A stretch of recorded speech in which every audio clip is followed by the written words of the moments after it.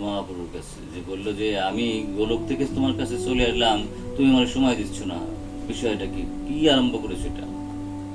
বলে যে শোনো, আমি যখন চৈতন্য হব তখন তুমি হবো গদাধর, তখন তুমি অনুক্ষণ আমি তোমাকে সময় দেবো, তোমার কাছ মুখেই আমি ভাগবত কথা শ্রবণ করবো। আর গম্ভীরায় যখন পাঠে কিন্তু এরা গদাধর কাছে ভগবান চৈতন্যদেব এই কথা শুনতেন, এবং যখনই শুরু করতেন তখনই বলতে আমাদের একটু প্রহ্লাদের কাহিনী বলো, মানুষ নৃসিংহ আমাদের একটু প্রহ্লাদের কাহিনী বলো, বারবার বলতেন। এটার বিষয় হচ্ছে কি, এই নববিধা যে ভক্তি, এটা প্রহ্লাদকে প্রথম উচ্চারণ করেছে। এবং এটা এটা আমরা যারা একটু বৈষ্ণবী লাইনে যে শ্রবণ কীর্তন, স্মরণ, বন্ধন, অর্চন, বন্ধন, সাক্ষ্য, আত্মনিবেদন, দার্শন, সাক্ষ্য, আত্মনিবেদন, এই যে নববিধা ভক্তি, এটা প্রহ্লাদের কাছ থেকে আসছে। এবং জীবন্ত ভাগবত বলতে প্রহ্লাদ, কারণ এখানে শান্তা, সমদিশা, শুদ্ধা, সর্বভূত অনুরঞ্জনা, জান্তি, অন্ধস, অচ্যুতপদম, অচ্যুতপ্রিয় বান্ধবা। প্রহ্লাদের জীবনী যদি আমরা দেখি, আমি অবাক হয়ে যাই। প্রহ্লাদের জীবনীতে বোঝা যায় সম সর্বভূতেষু, এই কথাটা সর্বক্ষণ প্রহ্লাদের মনে ছিল। তিনি বিশ্বে প্রহ্লাদের কোনো শত্রু ছিল না। বাবা এত অত্যাচার করছে, তাকে কোনদিন শত্রু ভাবেনি।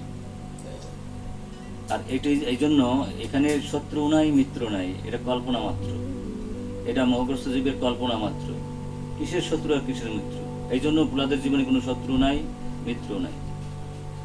এখানে এই জন্যই মহাপ্রভু বলছেন যে বারবার একটু প্রহ্লাদ চরিত্র বলো, কারণ এটা জগতের কল্যাণের জন্য বলেছে। আমরা দুঃখের সাগরে তখনই হাবুডুবু খাই যদি কেউ শত্রু ভাবি, বদ্ধ মিত্র ভাবি, কারণ এখানে শত্রু নাই, মিত্র নাই, এটা আমাদের মনের কল্পনা মাত্র। এবং সেইটার জ্বলন্ত জীবন্ত প্রমাণ হয়েছে প্রহ্লাদ মহারাজ। তার বাবায় করে নাই এমন কিছু তো নাই। হ্যাঁ, এবং প্রথম বলছে যে তুই তো লেখাপড়া তোরে করতে দিয়েছি, তুই কি শিখছিস? তার কারণ বলছে যে সর্বনাশ, বাবার যে অবস্থা, এই অত্যন্ত করুণ অবস্থা, বাবাকে উদ্ধার করা লাগবে। বলছে তুমি এই যে তুমি কি আরম্ভ করছো? অসৎগ্রাত, অন্ধকূপম, বনেগত্তা, যথরি আশ্রয়ম, এটা বলতেছে। তুমি প্রথম যে উত্তরটা এটা দিয়ে দিল, তুমি কি আরম্ভ করছো? তোমার যে অবস্থা, তুমি যে গৃহমেদের জীবন যাপন করছো, আত্মেন্দ্র প্রীতি বান্ধার মধ্যে ডুবে রয়েছো, যা কিছু করছো, এটা অন্ধকূপ। অন্ধকূপের মধ্যে কোনো ভালো জল নাই, সে জলে কোনো স্বাদ নেই, যাকে আনন্দ নাই। তুমি যে গৃহমেদের জীবন যাপন করছো, এটা অত্যন্ত গর্হিত কাজ করছো তুমি। বরং এটা ছেড়ে গিয়ে তুমি বানপ্রস্থ গ্রহণ করো, গিয়ে তুমি সাধুর সঙ্গে থাকো। কিন্তু প্রহ্লাদ তো এমনি শুনতে পারে না ভগবানের কথা, আর যদি উল্টে ঘুরে করে যায় এই মানে হিরণ্যকশিপু, তখন তো তার অবস্থা একটু করুন। যাই হোক, এরপর আর এক ঘটনা ঘটে গেল।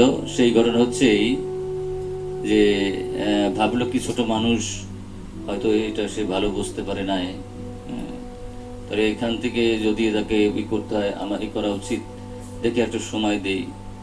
এখানে ষণ্ড আর অমর্ক ছিল তার গুরুদেব, মানে প্রহ্লাদ মহারাজের। যদিও শুক্রাচার্য তখন ছিলেন না, তার সন্তান ষণ্ড আর অমর্ক তাদেরকে দিয়েছেন তাকে পড়ানোর জন্য। কিন্তু এখানে যে পড়ানো হচ্ছিল, এটা রাজনীতি পড়ানো হচ্ছিল। এই জন্য যারা আমরা একটু সাধু, আমাদের রাজনীতিতে না ঢোকাই ভালো। রাজনীতিতে ঢুকলে পরে দেখা যাবে কেউ শত্রু হবে, কেউ মিত্র হবে। সাধুর কোনো শত্রু মিত্র থাকা উচিত না। আর সেখানে কি শিখায়? সাম, দান, দণ্ডভেদ, এটা হলো রাজনীতিতে শিখায়। সাম মানে কি? মানে যদি দেখা যায় কোনো রাজার বিরুদ্ধে কেউ আন্দোলন করে, তারে ডেকে নিয়ে এসে রাজা বলে, দেখুন আপনি কত মহান, আপনার সুনাম কত জগৎব্যাপী, আপনার মতো পণ্ডিত জ্ঞানী জগৎ সংসার কেউ নাই, আপনি যদি এটি করেন তাহলে জগৎ সংসারের খুব ক্ষতি হবে। কিন্তু এতে যদি না মানে থেমে যায়, তখন তাকে কোনো মন্ত্রিত্ব দিয়ে দিতে হবে, অথবা এমপি বানাই দিতে হবে। এটা হলো সাম, অর্থাৎ একটা সান্ত্বনা দেওয়া, একটা কিছু দিয়ে দেওয়া, প্রশংসা করা, অথবা কিছু দিয়ে দেওয়া। কারণ হচ্ছে কি, সামের পরে দান মানে যদি তাতে তো সে না থামে, তখন তাকে মন্ত্রী বানাই দিতে হবে, অথবা এমপি বানাই দিতে হবে। আচ্ছা, এখন যদি তাতে না কুলায়, তাই না, তখন ওই পার্টির মধ্যে দুইটা ভাগ বানাই দিতে হবে। এটা হলো রাজনীতি। বোঝা যায় মা? বোঝা যায় না? পার্টি যদি হাজার হাজার মানুষ থাকে, সবাই তো চাকরি দেওয়া যাবে না। তাহলে এক পার্টির মধ্যে দুটো দল বানাই দাও, এক দল আর এক দলকে চাপবে, আর তুমি মাঝখানে বেশি প্রশাসন চালাবা। বোঝা যায় না মা? আচ্ছা, তা তো যদি না কুলায়, তখন কি হয়? ব্রাশ পার করি দাও, নিজের মানুষই তুমি কৌশলী মেরে ফেলো। তা এই সমস্ত বুদ্ধি এই এর প্রহ্লাদ মহারাজের মাথায় মানে ভালো লাগলো না, যে না, এটা তো মোটেই ভালো জিনিস না। তাহলে আমার কি করা উচিত? নারদমুনি আমাদের যা শিখেলেন, এটি সর্বোত্তম শিক্ষা। নারদমুনির জ্ঞানে আমার অর্জন করা উচিত। তখন কি করলেন? নারদমুনির জ্ঞানটা কি ছিল? ওই যে শ্রবণ, কীর্তন, স্মরণ, অর্চন, বন্ধন, পাদশ্রবণ, দাস্য, সাক্ষ্য, আত্মনিবেদন, এই যে নববিধা ভক্তি, এই নবভক্তির চর্চা করতে আরম্ভ করে দিলেন। তো এখানে দ্বিতীয়বার যখন কি করলেন, প্রহ্লাদ মহারাজরে খুব সুন্দর করে স্নান টান করে মা বাবার কোলে দিয়ে দিলেন। বাবা খুব খুব মানে এত আত্মায় সন্তান, খুব আনন্দবাদ করলেন। মাথার উপর মানে সে ঘ্রাণও নিলেন প্রহ্লাদ মহারাজের, হিরণ্যকশিপু। কিন্তু তখন বললেন, বাবা তোর কি অবস্থা, বল দেখি কি সমস্যা, কি শিখেছিস? তখন তিনি নববিধা ভক্তির কথা বলেন, এবং সে ভক্তির কথা তো বললেনই, এবং বললেন যারা অসুর, যার বুদ্ধি ভ্রষ্ট হয়েছে, তারা নিজের শ্রেষ্ঠ ভক্ত হতে পারে না, অন্যের শ্রেষ্ঠ ভক্ত হতে পারে না। এমনি তো বিরুদ্ধ কথা বললেনই, এরপর যখন আবার এই বুদ্ধি দিলেন, তখন দেখলেন এই ছেলে তো রাখা যায় না। তখন বললেন, না, আর একটু সময় দেন, যদি হয়, যতক্ষণ পর্যন্ত শুক্রসর্জন না আসে ততক্ষণ পর্যন্ত একে বেঁধে রাখা হোক। কিন্তু ওনাকে যখন বেঁধে রাখা হলো, তখন কি করলেন? ওই যে প্রহ্লাদ মহারাজ কি করলেন, ওই যে যাকে বলে তাদের যে বন্ধু বান্ধব আছে, তাদেরকে শিক্ষা দিতে আরম্ভ করে দিলেন। এবং প্রহ্লাদ মহারাজের শিক্ষায় শিক্ষিত হয়ে সমস্ত দৈত্যদের ছেলেরা, ওরা কিন্তু ভক্ত হয়ে গেল। এই কথা দেখে শুনে যারা শিক্ষক ছিলেন, তারা বলে, সর্বনাশ, এই কথা যদি আমি হিরণ্যকশিপুকে না জানাই, আমাদের থেকে গর্দান যাবে। তারপর বলে দিল যে এই অবস্থা, আপনার ছেলে কিন্তু সে নিজে তো ভক্ত হয়ে গেছে, কৃষ্ণ কৃষ্ণ করে, আবার অন্যদেরকেও সে ভক্ত বানিয়ে ফেলেছে। তখন বিষয়টা হচ্ছে এরকম, এতে তো থামে নাই, কারণ 33 কোটি দেবতার নিয়ে চাকর বানাইছে। শুধু ব্রহ্মা, বিষ্ণু, শিব ছাড়া তার আজ্ঞা পালন করতে সবাই বাধ্য, এবং দেবতাদের কোনো নিজস্ব কোনো কাজ করা ছিল না, নিজের ইচ্ছায় কিছু করতে পারতো না। ওই দিন রাত্রি কত, রাত্রে দিন করতো, সারা বছরই বসন্তকাল, সারা বছরই একটা ফল দেওয়া লাগতো, সারা বছরই জল দেওয়া লাগতো, সারা বছর বৃষ্টি দেওয়া লাগতো। মানে ওই উনি যা বলবেন তাই, কোনো ঋতু নাই, কালো নাই, সব উল্টেই দিছে। শীতকালে বর্ষাকাল, বর্ষাকালে শীতকাল, যখন যা ইচ্ছা হইতো তাই করতো। এতে উৎপাদের শেষ সীমায় পৌঁছে গেল ওই হিরণ্যকশিপু। এখন বলে যে সর্বনাশ। তখন কি করলেন?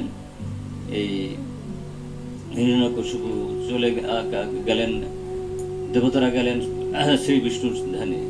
ওরা বললেন, দেখো, এই যখন তার পাপের সীমা শেষ মানে পরিপূর্ণ হয়ে যাবে, তখনই কিন্তু আমি শুরু করব।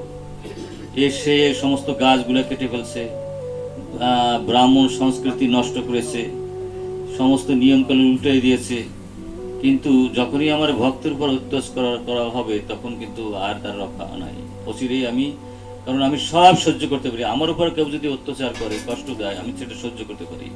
কিন্তু আমার ভক্তের উপর যদি কেউ খড়গ ধরে, আমি তাকে রেহাই দেই না। যখনই আমার শুদ্ধ ভক্ত প্রহ্লাদের উপরে অত্যাচার শুরু হয়ে যাবে, আমি তখনই তাকে নিধন করব। এবং তা জানেন, অচুরেতে যার পণ্যে প্রহ্লাদের উপর অত্যাচার আরম্ভ হয়ে গেল। এবং কি আরম্ভ হইল তো জানেন, এখানে এই ছোট ছেলে, সে তার বুকের উপর পাথর দিয়ে রাখছে, তারপর হাতির পা দিয়া পাড়াইছে, খড়গ দিয়া তাকে হত্যা করার চেষ্টা করেছে ত্রিশূল দিয়ে, তারপরে বিষ দিয়ে, ব্রাহ্মণের মন্ত্র দিয়ে পাহাড়টা ফেলাইয়া কুণ্ডা না করেছে, সে সবাই তো সে করেছে। এখন ভগবান প্রতিজ্ঞাবদ্ধ যে আমার ভক্তকে যে অত্যাচার করলে আর আমি তাকে শেষ করে দেবো। এবং বলছিল রাত্রে আমার মারতে পারবে না, দিনে মানে মারতে পারবে না, অস্ত্র দ্বারা মারতে পারবে না, কোনো পশুতে মারতে পারবে না, কোনো মানুষই মারতে পারবে না, কোনো দেবতা মারতে পারবে না। ভগবান সব কিছুকে পূরণ করলেন। তিনি দেবতাও না, তিনি অসুরও না, তিনি মানুষও না, পশুও না, দিনও না, রাত্রিও না, বাইরেও না, ঘরেও না, কোলেও না। সব কটা শর্ত পূরণ করে ভগবান কি করলেন? নৃসিংহদেব আবির্ভূত হলেন। এবং যখন এই বললো যে তুই তো কৃষ্ণ কৃষ্ণ বলিস, তোর কৃষ্ণ কোথায় আছে? স্তম্ভের মধ্যে আছে, আছে কি? তাহলে আছে, উনি সর্ব জায়গায় আছে। তখন হিরণ্যকশিপু ঘুষি মারে, কেউ বলে লাথি না, কখনো লাথি না। এবং সেই ঘুষি কি করে সেই স্তম্ভ থেকে ভগবান নৃসিংহদেব বের করে সমস্ত ব্রহ্মাণ্ড তখন থর থর করে কাঁপছিল। স্বর্গ মত্ত পাতাল ত্রিভুবন যত কিছু ছিল থর থর থর থর করে কাঁপছিল। এবং এমন কাঁপুনি সমস্ত ব্রহ্মাণ্ড যেন লয় হয়ে যাবে। যে কি ব্রহ্মা বিষ্ণু শিব লক্ষ্মী যত যা ছিল, ৩৩ কোটি দেবতা, 10 দিকপাল, যত যা ছিল জীব জড় চিন্ময়, সবার একটা কম্প সৃষ্টি হয়ে গেল। কিন্তু ভগবানের হুঙ্কারে এরকম অনন্ত ব্রহ্মাণ্ড যেন প্রলয় হয়ে যায়। ভাব বলে যে ওনাকে যদি শান্ত না করা হয় তাহলে কিন্তু জগৎ সংসার একেবারে চূর্ণ বিচ্ছিন্ন হয়ে যাবে। এটাই ভগবানের অপরূপ লীলা নৃসিংহদেবের। তো এখানে দেখেন ৩৩ কোটি দেবতা কেউ আসলো না ভগবান নৃসিংহদেবকে শান্ত করার জন্য। কারণ যারা অশান্ত তারা শান্ত করবে কি করে? আগুন দিয়ে কি আগুন নিভানো যায়? ভগবান প্রধান্বিত হয়েছে। যাদের মধ্যে গুণের খেলা থাকে তারা কিন্তু পারে না। এই জন্য শুদ্ধ ভক্তরা গুণাতীত। প্রহ্লাদ যেহেতু গুণাতীত ছিলেন, তার দুঃখ কোনো প্রভাবিত হয় না, সুখ তার প্রভাবিত হয়, কোনো অত্যাচার তার ভিতরে প্রভাব করতে সৃষ্টি করতে পারে না। এই জন্য মাংসজ ভক্তির সেবাদের সব গুণান সমাধে ব্রহ্ম হয়ে কল্পতে। যারা গুণাতীত ভক্ত তাদের সুখ দুঃখ মান অপমান লাভ লোকসান তিরস্কার পুরস্কার সবকিছু সমান। সেই স্তরে ছিল প্রহ্লাদ মহারাজ। কিন্তু দেবতারা তাদের মধ্যে গুণের খেলা আছে, এমনকি ব্রহ্মার ভিতরেও।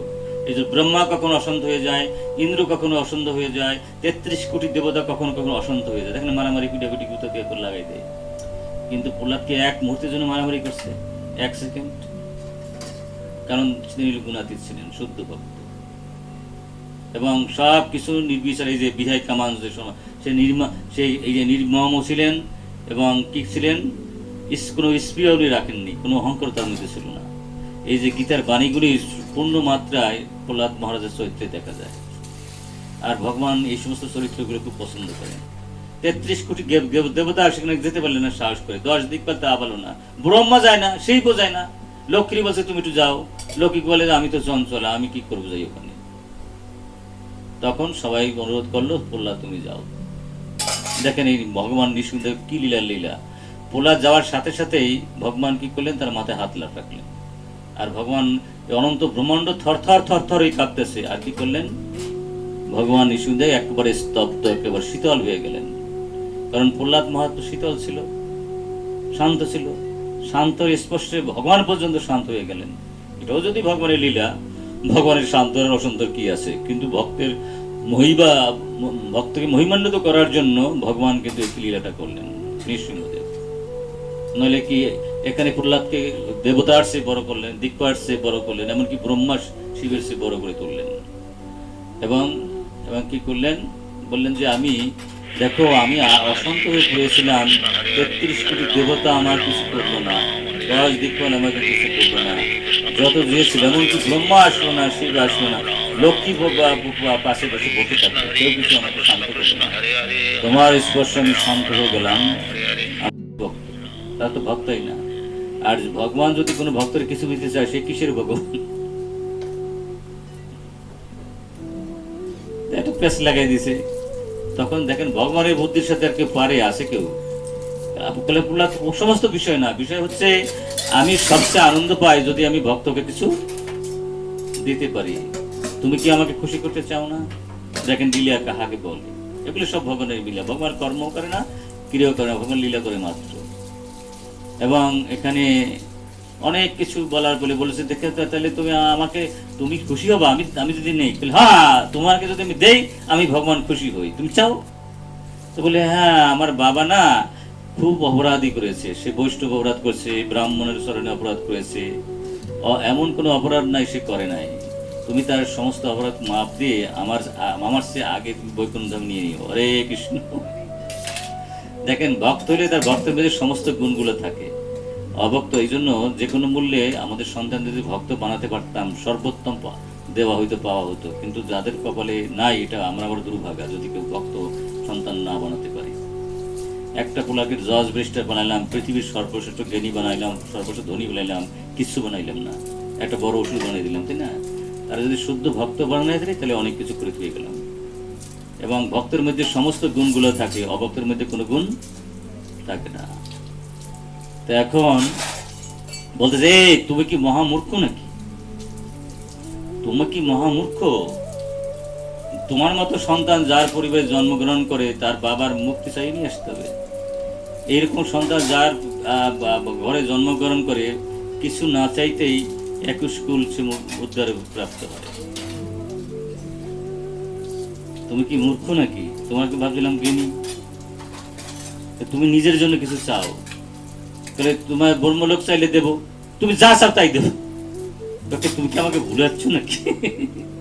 ব্রহ্মলোক, তপলোক, সত্যলোক এগুলো তো মিথ্যা জিনিস, স্বপ্ন। আমি কি স্বপ্নের মধ্যে থাকবো নাকি? যার সময় নিয়ে যায়, এটা কি কোনো জিনিস হইল নাকি? এটা নিরসঙ্গ পুরাণ, ভাগবত, বিভিন্ন স্কন্দ পুরাণ, বিভিন্ন পুরাণগুলো পারলে কাহিনীগুলো সুন্দর বলে জানা যায়। বুঝছেন? তো বিষয় হচ্ছে, আমি এই সমস্ত মিথ্যার পিছনে আমি ঘুরতে চাই না। আমার তো কিছু চাইতেই চাইছিলাম না, দিতে, কিন্তু তুমি যখন যা বলছো তাই আমি বাবার কথা বললাম। তা তো নাকি তোমার হবে না? বলে না, নিজের জন্য কিছু চাও। তখন বলছে যে যদি সত্যি আমার কিছু দিতে চাও, আমার এই বর দাও, আমার ভিতরে যেন কোনোদিন কামনা সঞ্চার না হয়, আত্মেন্দ্রিয় প্রীতি বাঞ্ছা যেন আমার ভিতরে